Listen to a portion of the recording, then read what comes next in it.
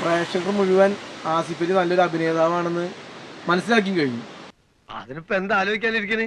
അതിനാർക്കാ അവിടെ അഭിപ്രായ വ്യത്യാസമുള്ളത്? എന്താണ് നിങ്ങൾ ആസിഫ് അലിയിൽ കണ്ട മാറ്റം? എന്താണ് പുള്ളിയുടെ സിനിമ വിജയിച്ചെന്ന് പറയുന്നത്? ഏത് സിനിമയാണ് നിങ്ങൾ ഈ പറയുന്നത്? കഷ്ടം. ഈ രാജ്യത്ത് നടക്കുന്ന യാതൊരു സംഭവവികാസങ്ങളെ പറ്റി നിങ്ങൾക്ക് അറിയില്ലല്ലോ സുഹൃത്തെ. എവിടെ ഇതൊക്കെ ശമ്പളം വാങ്ങി തിന്നല്ലാണ്ട് പത്രം വായിക്കുന്ന പതിവില്ലല്ലോ. അതിനകത്തുള്ള വിജയശില്പികൾ എന്ന് പറഞ്ഞാൽ ഇപ്പൊ തലവൻ ഞാൻ കണ്ട പടമാണ്. അതിനകത്ത് വിജയശില്പി ബിജു മേനോനാണ്.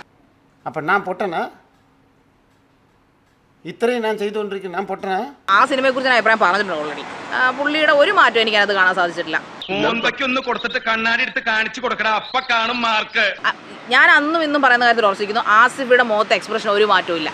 പക്ഷേ ഡയലോഗ് ഡെലിവറി പോരാ, ഭാഷാശുദ്ധി ഇല്ല, വാക്കുകൾക്ക് സ്പഷ്ടത പോരാ. എന്നാ താരം അഭിനയിച്ച് കാണിക്കും. അതല്ല ഉദ്ദേശം. അയാള് സുഹൃത്തായാലും കാമുകനായാലും പോലീസുകാരനായാലും ഇപ്പം മറ്റേ ഭാര്യ പോയ മനുഷ്യനായാലും അയാൾക്ക് വികാരം ഒരുമാതിരി ചൊറിഞ്ഞു വരുന്നുണ്ട് നിന്റെ വർത്താനം കേട്ടിട്ട്. ആ വികാരങ്ങളിൽ എക്സ്പ്രഷൻ വരാൻ ആസിഫ് അലിയിൽ പലപ്പോഴും he's not up to the mark till now എന്ന് ഞാൻ പറയത്തുള്ളൂ. അല്ല, എനിക്കറിയാൻ മേലാത്തോണ്ട് ചോദിക്കുക, താൻ ആരുവാ?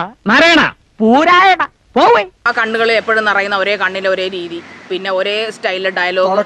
ഇതൊക്കെ നമ്മുടെ കൈ കിട്ടണമായിരുന്നു, അടിച്ച് കാലക്ക് കൈ കൊടുത്തേനെ ഇല്ലടാ. കലക്കൊന്ന് പറഞ്ഞതാ. അന്ന് പറയുന്ന കാര്യത്തിൽ ഇന്ന് ഉറച്ചു നിൽക്കുന്നു. ആസിഫ് അലി പോരാ. ഇംപ്രവൈസേഷൻ ഇല്ലാത്ത ആക്ടറാണ്. ഇനി ഒരുപാട് ദൂരം സഞ്ചരിക്കാനുണ്ട്. അയാൾ അഭിനയം കുറച്ചുകൂടെ പഠിച്ചേ മതിയാവും. പക്ഷേ ഈ വിവരമില്ലാത്തവൾ എന്നുള്ളതിന് ഹിന്ദിയിൽ എന്താ പറയാ? ഉല്ലുക്കപ്പട്ട. ഉല്ലുക്കപ്പട്ട. ആസിഫ് അലി അന്നും ഇന്നും നിന്ന ആ ഒരു വട്ടത്തിനകത്താണ് ഇപ്പോഴും നിൽക്കുന്നത്. ഒരു വ്യത്യസ്തത പറയാനുള്ള റോൾ അയാൾ ചെയ്യുന്നില്ല. ആസിഫ് അലിയുടെ ഏറ്റവും വലിയൊരു എന്താ പ്ലസ് എന്ന് പറയുന്നത് അദ്ദേഹത്തിന്റെ കണ്ണുകൾ തന്നെയാണ്. ഉറപ്പായിട്ടും